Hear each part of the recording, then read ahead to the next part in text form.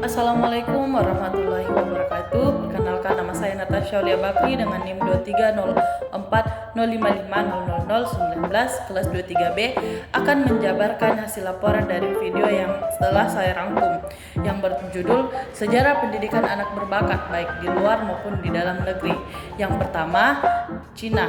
Dinasti Tang pada tahun 618 sebelum Masehi menempatkan nilai yang tinggi kepada anak-anak dan pemuda berbakat yang akan dikirim ke istana di mana keberbakatannya dihargai dan dipelihara. Secara historis, mengantisipasi 4 prinsip modern pendidikan bagi anak berbakat. Yang pertama, prinsip-prinsip mencakup konsep keberbakatan yang memiliki bakat jamak seperti kepemimpinan, kemampuan literasi, imajinasi, originalitas, dan kemampuan intelektual serta perseptual. Yang kedua, pengakuan terhadap yang pertama, pemuda dewasa yang cepat tumbuh menjadi orang dewasa biasa. Yang kedua, pemuda yang nampak rata-rata yang muncul berbakat belakangan. Yang terakhir, anak yang memiliki kecemerlangan yang sesungguhnya nampak menunjukkan keberbakatannya. Kemudian yang ketiga, pada masa awalnya mengakui bahwa kemampuan bahkan anak berbakat tidak akan berkembang secara penuh tanpa latihan khusus. Dan yang terakhir, adanya kepercayaan berdasarkan ajaran Konfusius bahwa pendidikan seharusnya untuk semua strata sosial tanpa diskriminasi. Yang kedua, Jepang. Selama masa Tokugawa pada tahun 1604 sampai 1868, beberapa sistem persekolahan yang berbeda semua diajar kurikulum Konfusius yang bertujuan untuk penanaman nilai-nilai moral untuk pengembangan karakter anak-anak. Bangsawan prajurit menerima pelatihan bidang klasik Konfusius, seni, berperang, sejarah, mengarang, kaligrafi, nilai moral dan etika. Sementara itu, anak-anak di desa diajar untuk menghargai loyalitas, kepatuhan, kerendahan hati, dan ketekunan. Namun, beberapa ahli secara individual membangun akademi swasta untuk anak-anak berbakat intelektual, baik untuk anak-anak prajurit maupun anak-anak rakyat jelata. Kemudian di Inggris, Ketua Asosiasi Nasional Inggris untuk Anak Berbakat dan Koordinasi dari Konferensi Internasional Dunia Gifted and Talented menyatakan adanya pemisahan.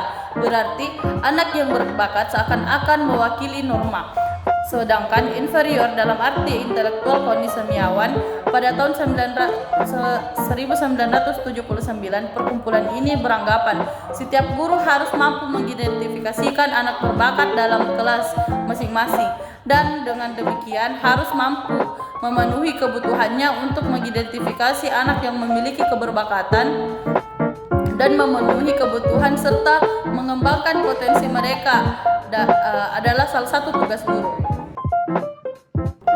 Selanjutnya di Amerika pada tahun 1866, sekolah-sekolah lokal Elizabeth, New Jersey memperkenalkan rencana multiple track yang memberikan layanan pendidikan untuk anak berbakat dan lambat belajar. Usaha pendidikan pasca perang, kemajuan ilmiah pada Perang Dunia Kedua mengarahkan pengakuan masyarakat Amerika. Selanjutnya di Amerika pada tahun 1866, sekolah-sekolah lokal di Elizabeth, New Jersey memperkenalkan rencana multiple track yang memberikan layanan pendidikan untuk siswa berbakat dan lambat belajar. Usaha pendidikan pasca perang, kemajuan ilmiah pada Perang Dunia Kedua mengarahkan pengakuan masyarakat Amerika akan kebutuhan para ilmuwan dan teknisi berbakat agar bangsa dapat berkompetisi dengan negara-negara lain dalam suatu era teknologi. Setelah Sputnik 1957 diluncurkan oleh the Soviet Union secara mendadak, membangkitkan semangat baru bangsa Amerika terhadap kehadiran pendidikan anak berbakat.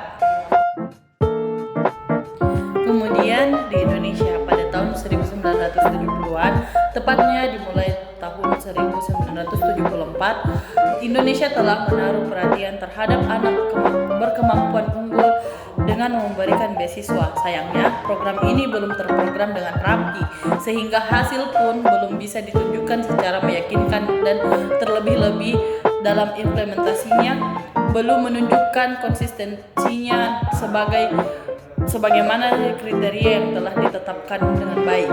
Pada tahun 1980-an, pemerintah melalui Balitbang